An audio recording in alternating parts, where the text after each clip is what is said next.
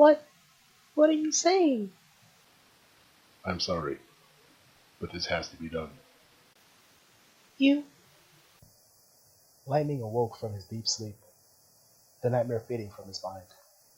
He didn't open his eyes, afraid to only see what he saw in his sleep. But the more he thought about it, the more did the dream slip away, until he could remember only one simple thing: death. As the sigh died down, he closed his mouth and took a deep breath through his nose, and instantly he felt the urge to throw up. A smell had made its way into his nostrils, a sickening smell, sweet, sour, bitter, and strong, like a mix between old milk and ammonia. Finally felt his insides rush up to his mouth, but nothing came out of his mouth, probably because he was lying on his back, which he just realized. He swallowed down the small amount of stomach acid in his mouth, and it felt as if that horrible smell followed the liquid down into his belly. Almost immediately, his stomach tried to force itself up through his throat again. Lightning forced himself to hold it down, and it sent shivers through his body as he felt the contents of his stomach go back down. Just that sensation alone made him want to throw up instead. After taking a few breaths, the stallion opened his eyes. He instantly regretted doing so. The room that filled his vision sure as Buck wasn't his bedroom, or any other of the rooms in his apartment for that matter. Above him, the ceiling looked as if it was about to give way under age and decay, threatening to come crashing down upon him any second. Cracks ran across it, and through them ivy and moss sprouted out, hanging limply like dead carcasses. The plant seemed to move on its own, swaying slightly in a breeze he couldn't feel. Apart from that, no other movements could be seen, as he slowly raised his head from the pillow. Wait, where did that pillow come from? Lightning realized that it was eerily quiet as well. He didn't have time to ponder this, though, as almost all of his questions as to what was wrong here got answered the moment he saw the room he was in. Disgusting. That was all he could think of. Just the mere sight made him feel nauseous. He could now clearly see that he was in what looked like a room for patients. Probably a hospital, he thought. The walls were covered in some green goo, which he believed to be mold or fungal spores. The walls had been ripped to shreds, and discolorations had taken their place, ranging from rusty brown to a more sickly green. More moss and ivy hung from various parts of the walls, most of it cowered up to the corners and bends between it and the ceiling. Some old graffiti had all but faded on the wall opposite him, and only after Lightning squinted his eyes could read it. DJ Pony was here. The name said nothing to him, and he thought it silly as he read the graffiti once more. Beneath it, some pony had scribbled, "Want some wood, DJ?" The rest of the graffiti was ineligible, and he could make out a few letters here and there. Deciding that there was no point in reading any more, he instead scanned the room again. Crude drawings could be seen throughout the mold at places, drawings of strange symbols and letters, as well as several depicting genitalia. As Lightning saw these drawings, he instantly got reminded of his own body. He looked down at himself, afraid to see something he did not want to see. For a split second, images of castration filled his mind. Luckily, though, a white blanket covered his body up to around his belly, and oddly enough, the fabric was completely clean. Its white color seemed to almost blend together with his white coat, and it almost looked as if his hind legs and flank had molded together with the bed he was laying in. Once again, he dreaded what he would find beneath the blanket. There wasn't any pain or numbness down his waist, and that was a good sign. No, wait, I can't feel anything. Images ran through his mind, broken bones, cracked in all manner of ways, crushed into nothing but a red mess, or completely cut off, amputated to stop the spread of some disease. What if they cut off more than my legs, just to be sure? The blanket turned into a pale shade of green as its magic surrounded it. Slowly, he lifted it into the air and took a peek underneath it. He then tossed it to the floor in relief. Everything was still there. Why was he even afraid of something like that would be done to him? There was no logical reason behind it. His worries faded slowly. Lightning moved his hind leg slowly to try to get out of bed, and he felt his right leg grind against something moist, yet solid. He moved his leg away to look, and once again felt his insides twist. The bed was covered in mold, thick and spongy. Now that he realized it, he looked down at what he had his back against, which he thought was more blankets, seeing as to how it felt so soft. It looked like hair, the kind of mold you see in rotting food, where strands of white or gray fur sprout out of the spoiled meal. Lightning instinctively shrieked, drawing in breath hard in a wheezing sound as he threw himself off the bed. He hit the floor with a wet sound, and water splashed up into his face. It stunk even worse than the mold. A thin layer of filthy water covered the floor, probably no more than an inch deep.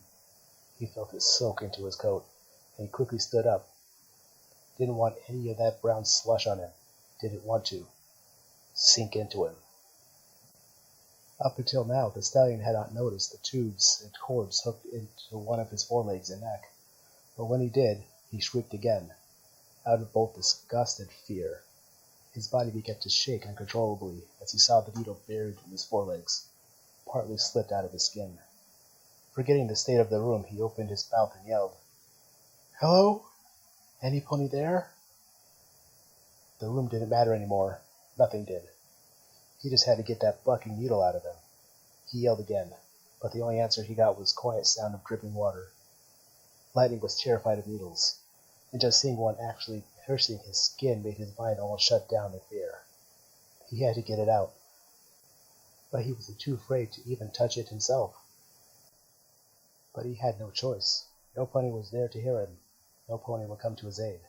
He had to do it himself. The young stallion took one last look across the room to see if there was anything he could see, anything he could use, anything he could put his focus on as he did what he had to do. He saw nothing.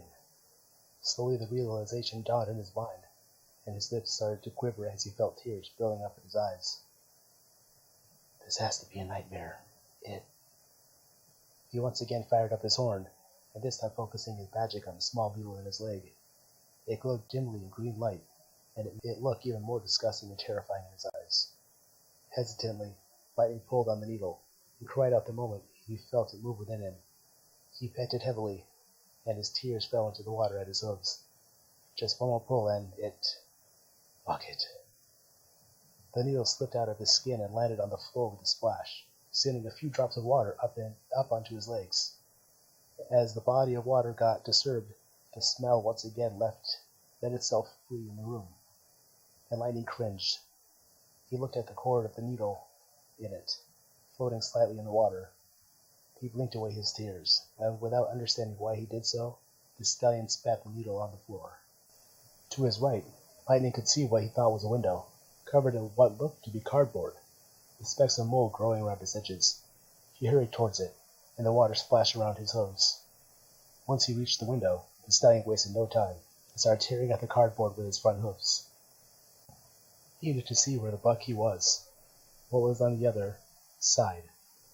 His heart stopped, and he swore he could almost feel his eyeballs bulge out of his head as he saw what was behind the window. Behind several layers of cardboard, fabric, and moss, there was a filthy glass sheet, and behind it, nothing. A brick wall covered in moss, and with water running down in streams. He wanted to slam his hoof through the window, tear down the wall, but that would probably just hurt him. What the fuck am I doing here? Desperately, he tried to call out for help again, but once again no answer came. His body started to shake even more as panic built up within him. Not knowing what to do, he instead made his way to the door on the opposite side of the room.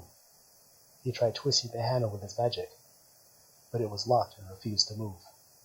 In sheer desperation, Lightning turned his back towards the door and bucked his hind legs hard into it. He heard a satisfying crack as the hinges gave way, and he could see the door slowly creep open. Feeling a little bit more confident, he reached his leg out to push open the door a little bit more. Just when he was about to touch the filthy wooden door, it slammed shut from the outside. The stallion shrieked in fear as the door hit him across his hoof. Slowly, he backed up from it. His fear grew out of nowhere. A knock on the door could be heard. followed by more knocks. His heart beat fast, and his breath was erratic as he quietly cowered down beneath the bed. His stomach started to turn as the knockings changed into loud bangs. But this time, his stomach tried to force itself another way instead of his throat. Terrified, he strained himself to hold it in as whatever was on the other side of the door started twisting and pulling at the doorknob. Lightning's mind went blank, and only one thought went through his head. I want my mommy. Just as he lost control over his bladder, the beating on the door stopped suddenly. His young body trembled with front fear, and he didn't notice the water beneath him shifting color as the contents of his bladder mixed out with the filthy, brown water. After a long while, Lightning finally gathered enough courage to stand up again. He didn't take his eyes away from the door, afraid it would open itself any second. He couldn't stay in this room, but he was too afraid to leave and meet whatever was on the other side of the door. But he had to leave. If he stayed, it might come back for him. Finally made up his mind. He once again approached the door, and without thinking, pushed it open. I'm a brave pony. I can do this. Or perhaps I'm just stupid. The door made a creaking sound as it opened, and Lightning carefully peeked outside. A hallway met his gaze, long and empty. He exhaled in relief. He stepped out into the hallway and found that the state of it was exactly like the old room. Old, dilapidated, overgrown and filthy. Several more doors lined the walls of the hallway, probably more rooms. Could there be ponies inside them? He was too afraid to check it out. On the floor he could see an old stain, brown in color, drawn out across the ground, then disappearing underneath one of the doors. He had an idea of what the stain actually was, but he had no desire to find out if he was right or not. Trying not to think about it, the stallion turned away from it and started walking slowly down the hall. It really wasn't that dark, but he let his horn cast its green light around him, just in case. It smelled just as bad as here as it did in the room, and the air was thick to breathe, making his throat feel sore. Several times he had to walk around thick vines that almost formed across the walls of the corridor, and cobwebs had been formed in and out around them. After what seemed like hours, the young unicorn finally emerged from the hallway and found himself in a big room, with several pillars holding up the ceiling. It probably wasn't even needed since the ceiling wasn't that high or broad, but he guessed it was for decoration. They were placed with a few meters between each other, almost as if something was supposed to go between them. Coffins. At first, Lightning thought that the floor was completely covered in moss, but once he took a closer look, he could see that it was in fact a carpet in a dark shade of green. For a moment, he hated that color. It felt as if it was everywhere, the mold, the filth, his magic, his bleak mane and tail, and now the carpet, surrounded by green, the very color of sickness. He took a few steps into the room, looking between the pillars as he went along. They made him nervous, the way they were placed and spaced out.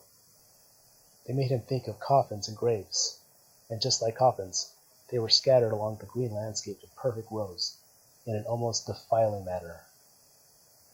Between another couple of pillars, Lightning saw a green light off in the distance. At first he thought of yelling out, but as he came closer, he could see that it was only a mirror on the wall, covered in filth, and a black liquid oozing out from behind it. He could see his own face in the dirty reflection, his white coat somewhat dirty, a few specks of the dried water, his horn that glowed brightly in the darkness. Wait, has it gotten darker? And the light reflected through the mirror into his eyes.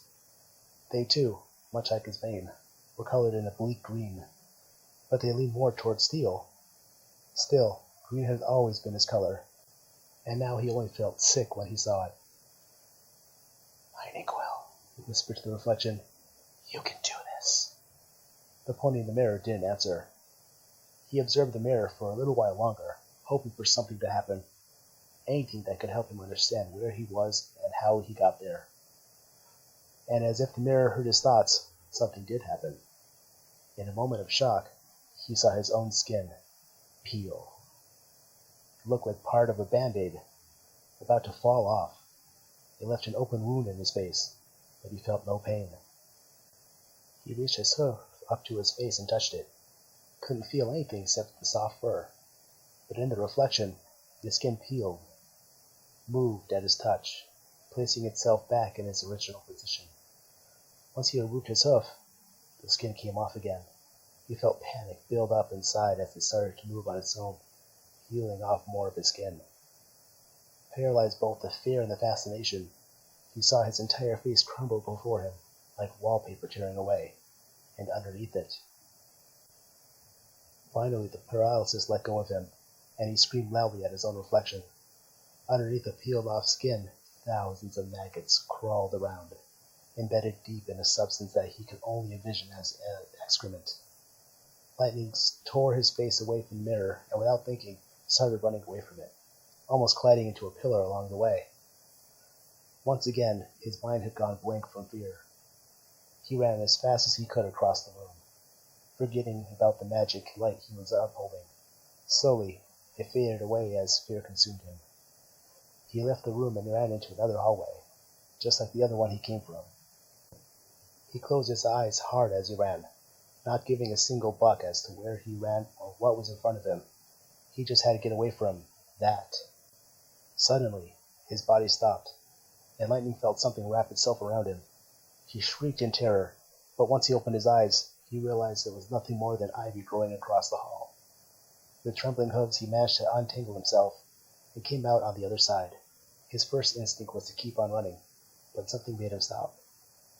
Far off, down the opposite end of the corridor, there was a silhouette. It looked tall and slim, but it was covered by shadows, and it was impossible to make out any other features. "Hello?" Lightning called out. "Please, I need help. I..." His voice died down instantly, as the figure came out of shadows. It was clearly a pony, but something wasn't right with it.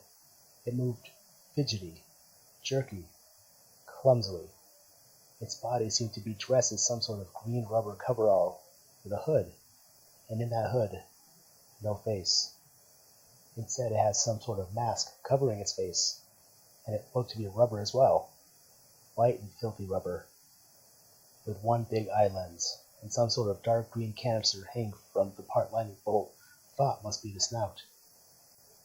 It drew closer to him, almost tripping over its own legs as it walked.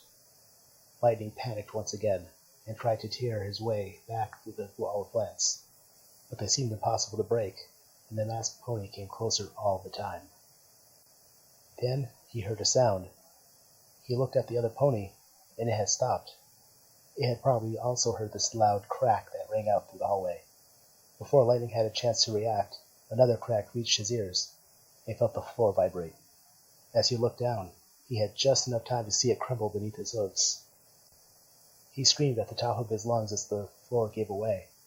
He plummeted downwards into darkness. And there you have it, my very first reading of my very first chapter.